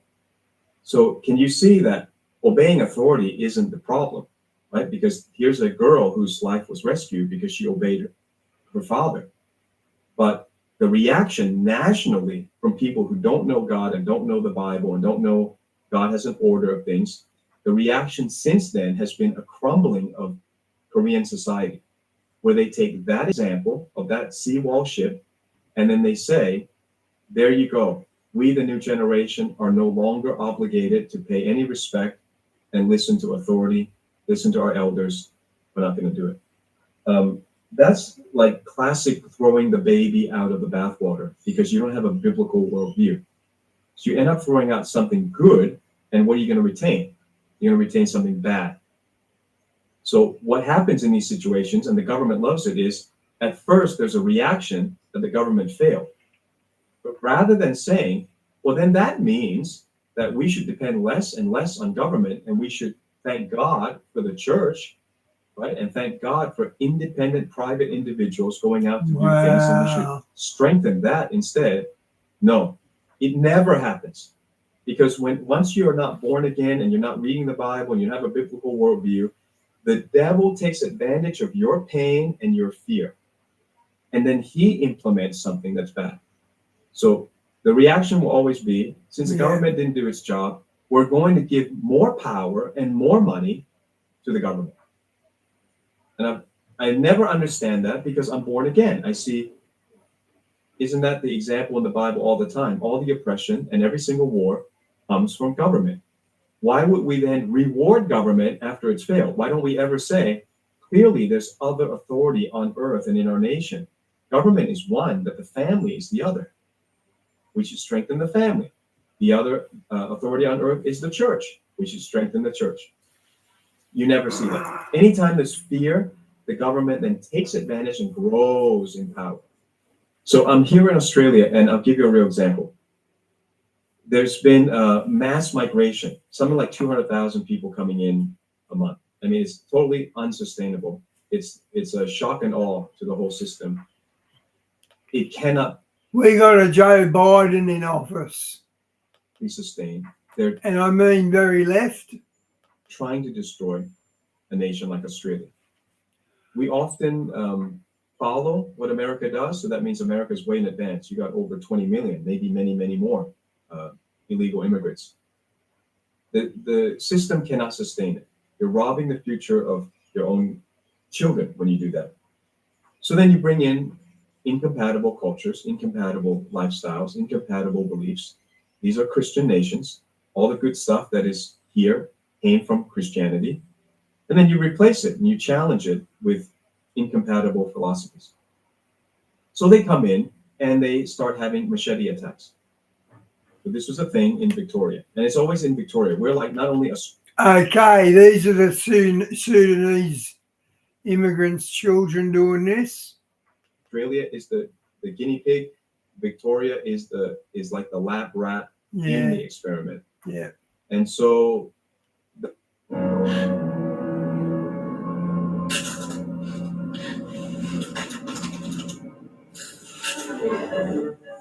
Peckish. The lighter way to snack. One day we're going to recount grand tales of glory in the arena. Let's show the city that we tower above all others. Oh, I gotta watch No, I have that. to go cleaning.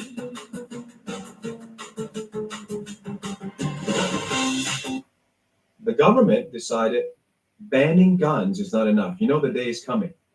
Banning guns. We have no guns allowed in Australia. So Americans would joke and say, well, next thing they're going to do is ban knives, right? Because knives can kill. If guns kill, then knives kill. No, it's the person holding the gun that kills. But they don't deal with that. They want to deal with guns because they don't want a revolt. They don't want anybody challenging their power. So the American revolutionaries, whom we call the founding fathers, understood that and said, no, we're going to guarantee your rights with the Second Amendment. Second Amendment means every state has the right to form militias. So it's much more than just owning guns. It's you're allowed to form independent militias, which are groups of militarily trained independent citizens with guns. So to do what? So that the government never takes away your rights and oppresses you and take your property. So only America has that, but it's being challenged by just making bullets more expensive, making it harder to get a license and all these things. So America has its own way. But Americans joke, I mean, if you're going to take away guns, you should take away knives. Well, it's already happened. Since I came back, there is a law that machetes are now outlawed. It's a criminal offense to have a machete. A machete is a very nice thing. Like you can't even live in Africa without a machete. In Africa, I saw people just to walk, you need to have a machete and they're just cutting back and forth. I went many places with machetes in Africa, in Fiji, in Papua New Guinea. They have machetes. Nobody ever died. All the barbarians. Right? It's not the machete that kills. It's people who have a philosophy or a religion that doesn't value the life of others. And so these people have come in, they've attacked a bunch of people with machetes. And so now they say, instead of saying the government is to blame, right? Government clearly created the problem. Then instead of taking power away from the government, here's what happened. They took advantage of Australians' fear and Victorians' fears. And they said, well, now we're going to have a voluntary return the machete. They don't buy it back. Here's what they're going to do. They have dumpsters, 40 of them, created by an independent company that will drop these 40 containers all throughout Melbourne, and the kids or whoever can come and drop their machete in. That's it. They don't get anything. So it's honor system, they call it, honesty system. Which Okay, this in the Victorian suburbs, these gangs with machetes. There's no reason to have a machete in Australia. Well, in the suburbs, what would you need a machete for? It's clearly just a weapon to them. Go away, moo! you don't know is the background. Each of those containers costs $300,000. Now, anybody who's a welder, anybody who's in manufacturing, you know that an empty box does not cost $300,000. And the people behind the company that made the box were in government previously. I was told that it's Dan Andrews' company. So think about that. Dan Andrews, the previous premier that flies to China, turns off his phone, he has no record of why he's in China, owns many companies with a Chinese business partner. He gets to sell a metal box for $300,000.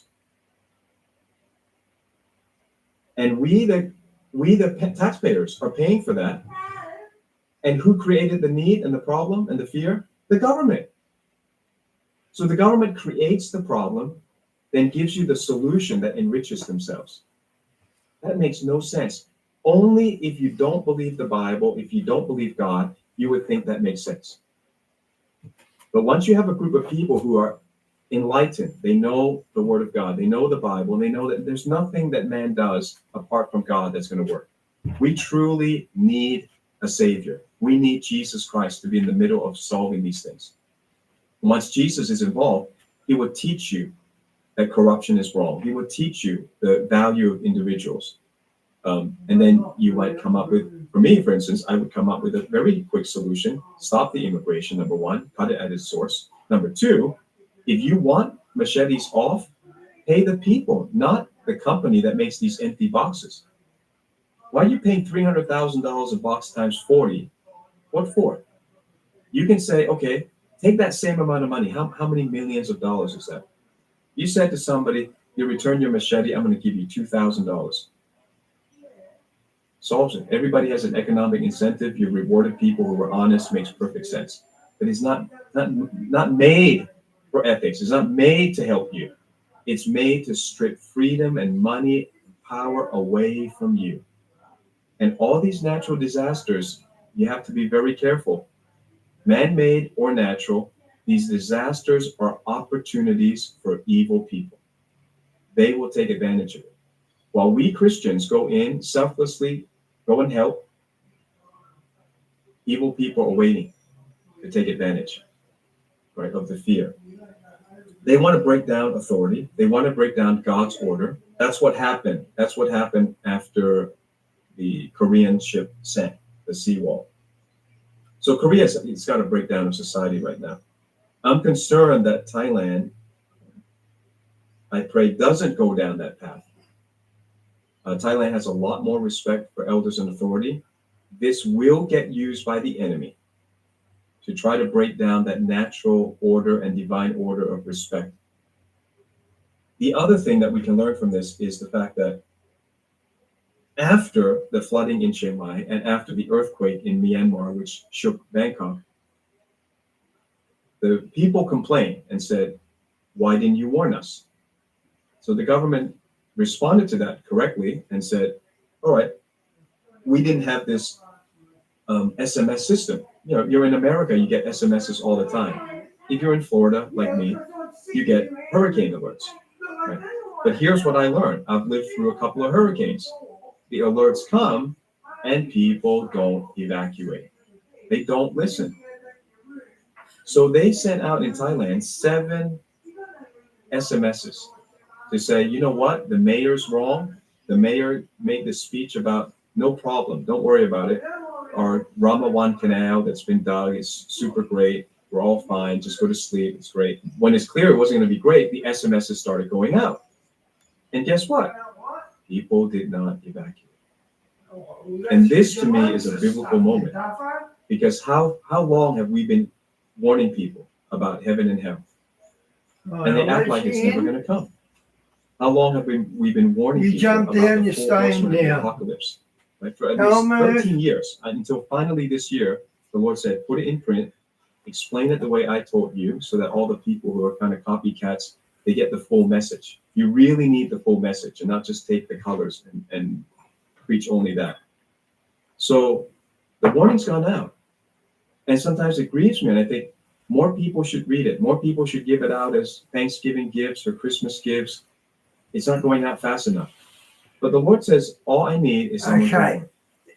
But First and last time I did I'm my picking you job. up. Come on. I did the warning. You do. But Don't no matter angry. how hard you try, no matter how much you do, even if the book is number 1, the same people who hear it, most of them will take no action. So here are some scriptures. Write them down or listen, okay? Israel was repeatedly warned by prophets, but they would not listen. Jeremiah chapter 7, verse 13. And now because you have Baby, what pills were you into? I was in the Xanax and Serapax. done all these things, declares the Lord. I'm going to skip some things. I have spoken to you persistently, but you have not listened. From the day that your fathers came out of the land of Egypt to this day, I have persistently sent all my servants, the prophets, to them day after day. Yet they did not listen to me or incline their ear, but stiffened Tramadol. their neck. Ezekiel 33. Last we bought a moo ramp, and it's too steep. Like she just can't walk up the ramp. She don't even try to use it. But we do everything we can to make it comfortable. This is our job. Ezekiel 33, verse 30. As for you, son of man, your people say to one another, come and hear what the word is that comes from the Lord. And they come to you as people come, and they sit before you as my people, and they hear what you say, but they will not do. They will not do it. When this comes, and it will come, then they will know that a prophet has been among them. So God's main concern is He doesn't want to be blamed. And he says, at least they will know that a prophet published the book, The Four Horsemen, on the order of the Lord. A prophet got on YouTube and gave fair warning based on the Lord's inspiration. There was one lady hanging off a tree who got the warning. A boat came by. They used jet skis to save people. So they say, Grandma, the jet ski is here. They called it the jet ski team. I know one of the pastors who took a jet ski. I love jet skiing. I was just jet skiing exactly down in the south for 4 hours. I took a lot of our online members for fun. But jet skis are great, and jet skis can get into the nooks and crannies and navigate where bigger ships cannot. So the jet ski arrives and sees the old grandmother hanging on the tree. It says, it's time to go. Let's go. And you know what she said? She wouldn't go. You know why? She was worried about her belongings. Wow. She was worried about her possessions. She didn't want to leave in case there was looting or somebody would go in and steal her stuff. Isn't that like exactly a natural illustration of the spiritual lessons of the Bible? We're warning people, let go of all your stuff. There's nothing that's worth it. Let go of even your old beliefs and false religions and idols. Let it go and believe the Creator God who sent his son Jesus. There's nothing else that you need to take with you. Just hang on to Jesus. He's the jet ski. He's come to rescue you. And people say, yeah, no thanks. No, I got this piece of furniture. I got this rug. I got this favorite photo album somewhere. And it's amazing how people can get the warning and the help right at their doorstep. I told you I'm not going to do that. No, go And away. that's what we saw happening down in Hat Yai, down in the south. Again, very Muslim area and very Chinese Buddhist area. Our area, our Goshen, completely safe. It's yet another confirmation for me, completely safe. We want to be near where we can help people, right? But we want to be safe. We don't want to be affected by their problems. So we're on higher ground, right near all of these regions with abundant food. But you can see, one flood can take away all the food. So you still want to stock up and have all these things. That's what we have. We have a Goshen that provides all that. And I saw, and behold, a white horse, and he that sat on him had a bow, and a crown was given unto him, and he went forth conquering and to conquer. After 2 decades of unforgettable teachings on the four horsemen of the apocalypse, Pastor Steve Cicciolanti has put it all together for you in one full color book. This is the greatest warning of the next 10 years. You can know God's timeline for the next decade, when the US dollar will collapse, what are the 7 seals of Revelation, where are the safest places when global famine or World War III starts, why Trump's golden age will be cut short, and more. You can decode the signs and prophecies for our time. Get the Four Horsemen of the Apocalypse right now in full color paperback, ebook, audiobook, or a free chapter at discoverchurch.online/4 horsemen. That's the number 4 followed by horsemen. Go to discoverchurch.online/4 horsemen. Be prepared and prepare others for his soon return. The time is now to look up, for your redemption draws near.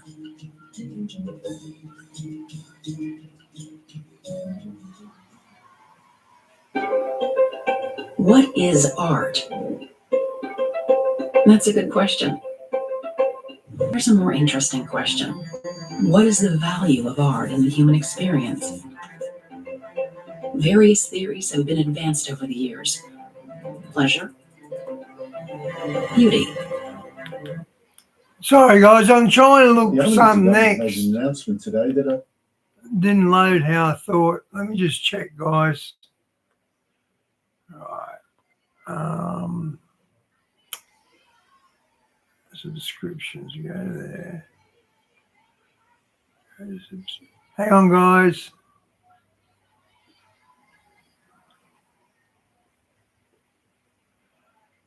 Where's the other one? JW2.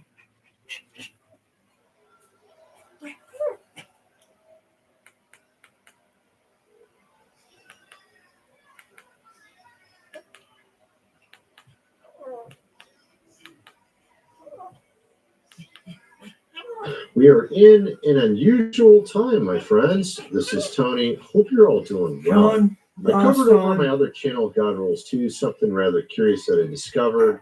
A parade that was going on in France onto Lilith and Minotaurs, giant robotic creatures, hybrids, man, whatever we you saw want, this hybrids, yesterday. whatever you want to call it. And no one really heard about it here in America. And I went into it and kind of talked about some rather curious things I discovered that surrounds it. And actually, in this video, we're going to get into that a little bit. But actually, I found a number of other things. Me and my researcher. First, I wanted to start with Billie Eilish. Of course, back in 2019, she did this song called "All Good Girls Go to Hell," where she essentially falls from heaven and looks pretty much like a fallen angel.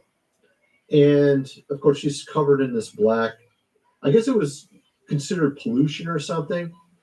But in reality, in the beginning of the video, she's got these all stuck in her back. And that was right before the whole happened, which I thought was really bizarre. Then she responded to everyone's criticism of her song. And there's actually a silver lining to this because she's changed. She's actually singing Christian songs now, believe it or not, and saying other things. I'll get into that in a second. But I wanted to play her response to Christians back there in 2019 after she sang the song, what they were saying in the comment section. We watched that yesterday, guys. Had to find something else. Oh, there's an ad. Hang on.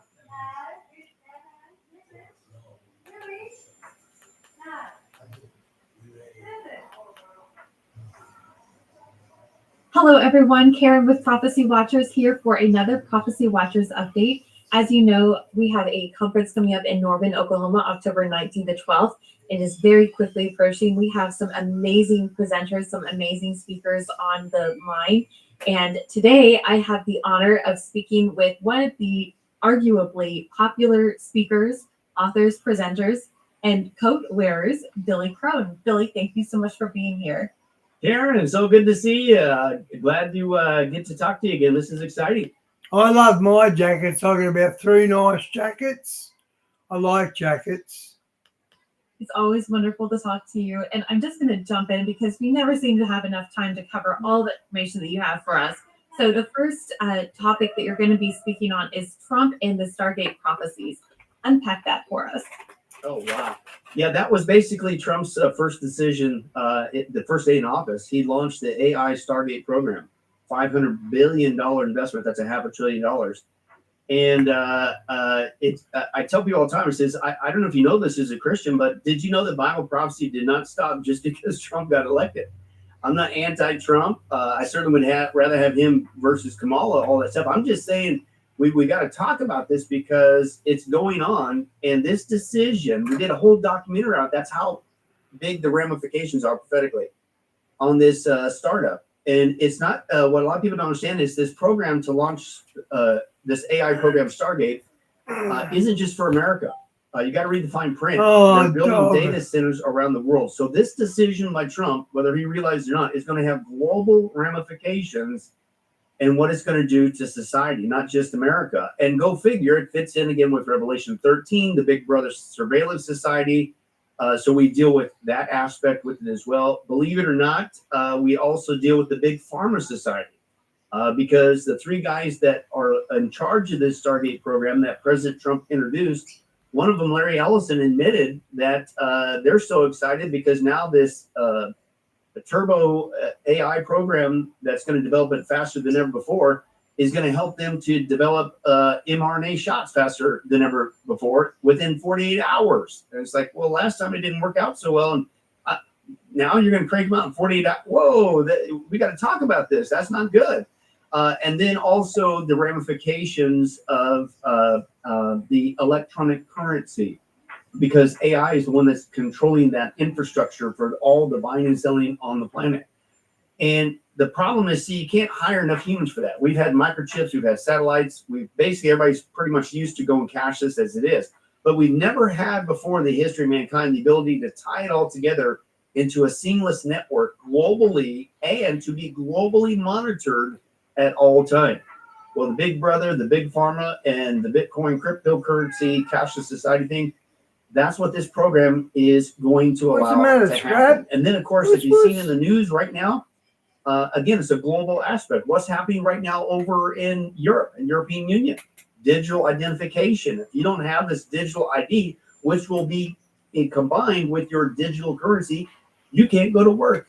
And dare I say, eventually, you know where it's headed, you can't buy and sell. So the message, we did a whole documentary on it, is the ramifications, believe it or not, of this one decision by Trump to launch this AI Stargate program. We have got to talk about this. And everything you just said, the fingerprints of the tribulation period just all over it. That is just a huge science going on. Every single thing I'm in my brain is check, check, check, check. It sounds just straight out of the book of Revelation. And this is something that Trump has just basically opened the floodgates on. Is this something that he is aware of? Do you think he understands the ramifications? What do you think he's doing this for? Is this something that he thinks is going to be beneficial to society, or is he kind of aware of the direction overall that this is going?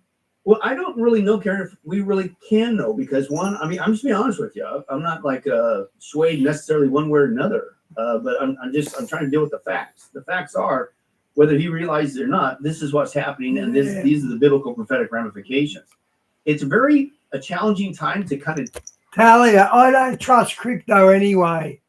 Deal with these topics, anything dealing with Trump, because there's a weird polarization going on, right? If you say anything positive, like, hey, I'm glad that the interest rates are finally starting to come down, I think that's good. I'll give you that.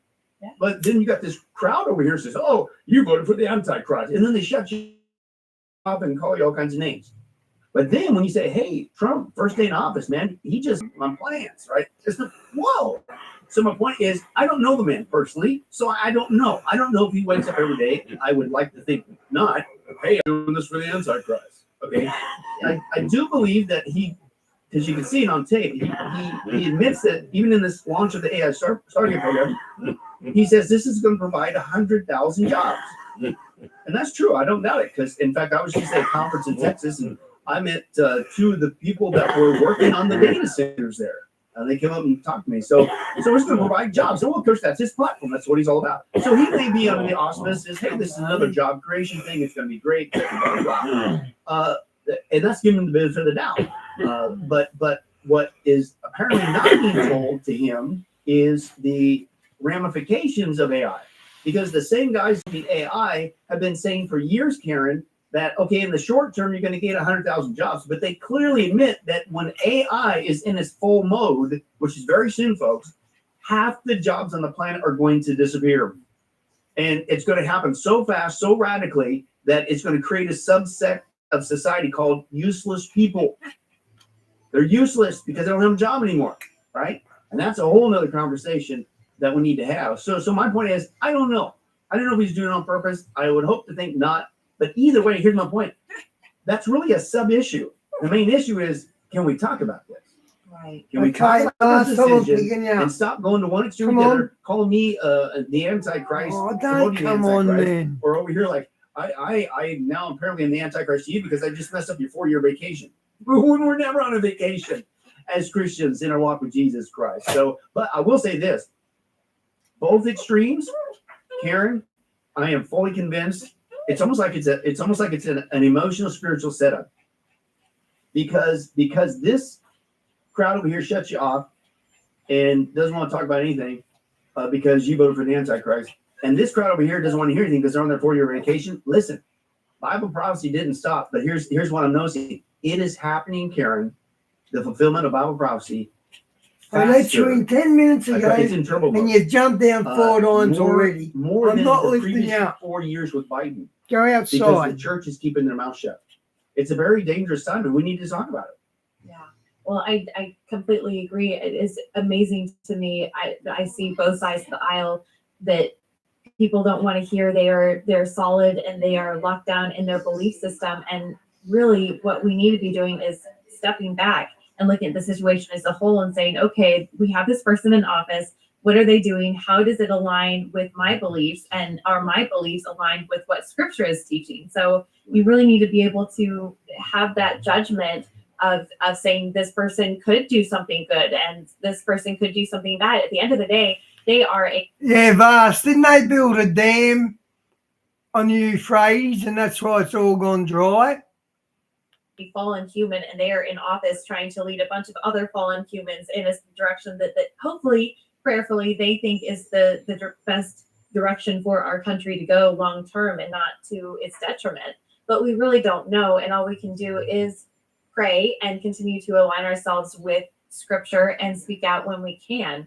I did kind of just say that from a soapbox. Is there something that you would recommend for Christians to be doing?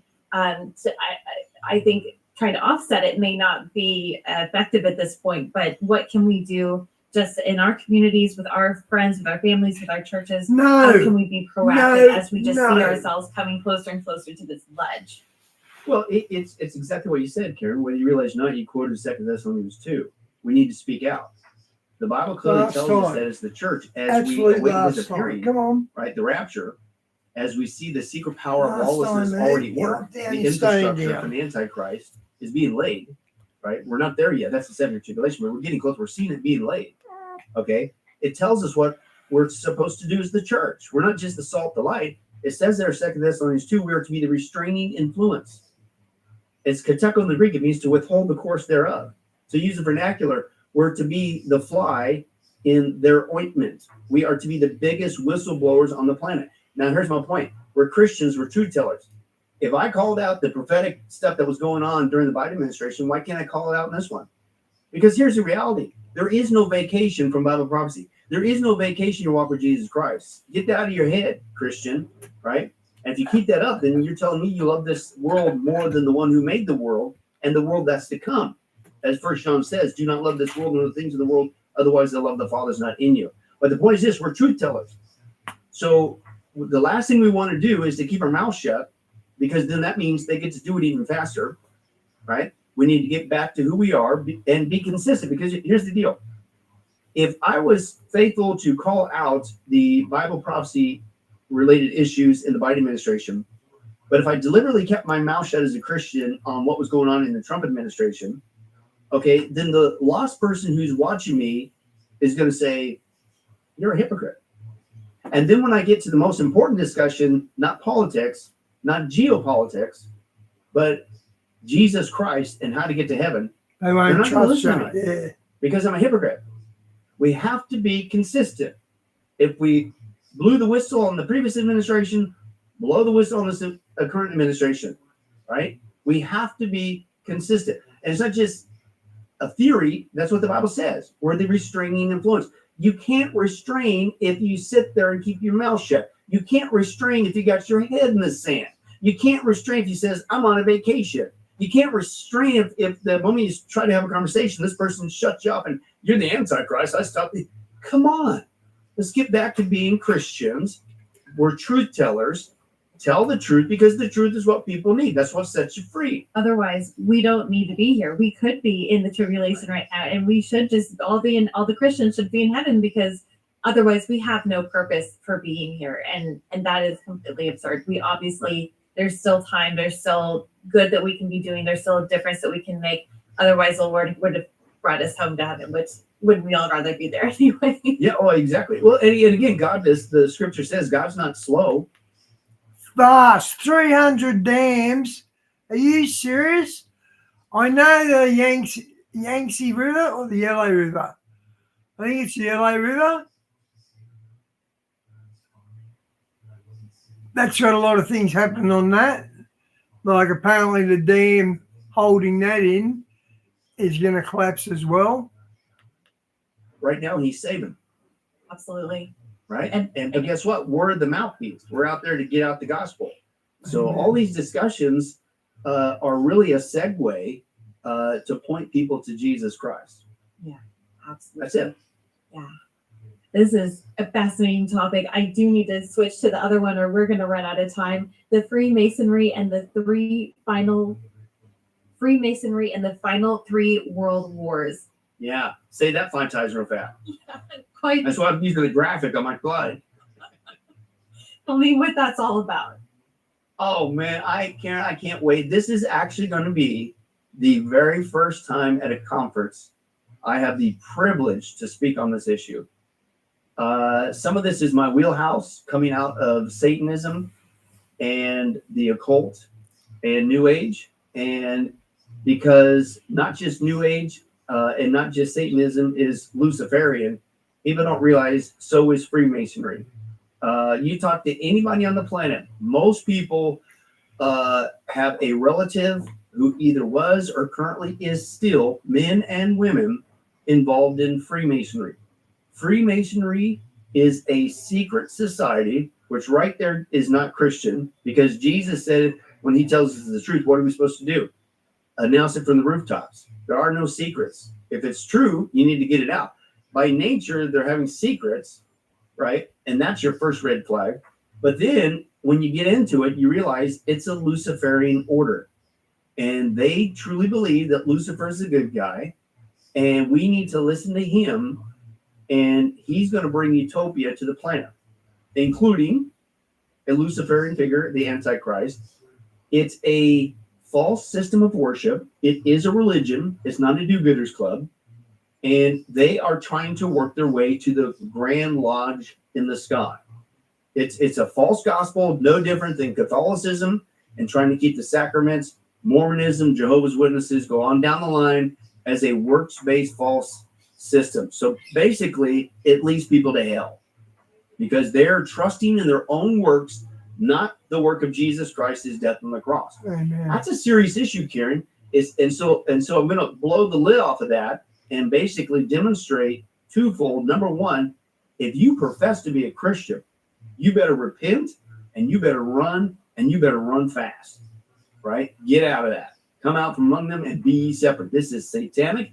It's Luciferian. It's a false gospel. And I'll prove it from Freemasons, right? Lord willing. Number two, people don't realize that Freemasonry by nature is also helping to prepare the foundation for the coming Antichrist kingdom. Not just the one world government, but also the one world religion.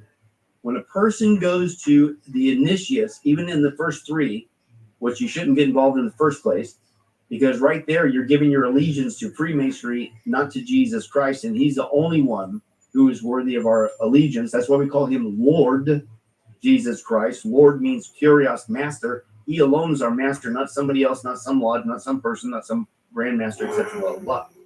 But when you go there on their altar and you're kneeling before their altar, which is another red flag, hello, blindfolded, by the way. By the way, the blindfold is called she's either gone or she's chasing up a link, Bobo. Hoodwink. That's where we get the word hoodwink. Somebody got hoodwinked. Oh, I'm telling you, I'm going to drop some bombs. People are going to say, whoa, whoa, whoa. And so, but they have a sword put to them, and they give the bloody oath that they will never divulge these things with the cut of the neck and the disemboweling and all. I say, is that what you do to join a church? I mean, it might get the attendance up, but that's not what you do. Hello. But seriously, this is what goes on. But my point is, but when you get to that altar, people say, well, they got a Bible there, so it might be Christian. Well, first of all, their Bible ain't the same Bible as ours, number one.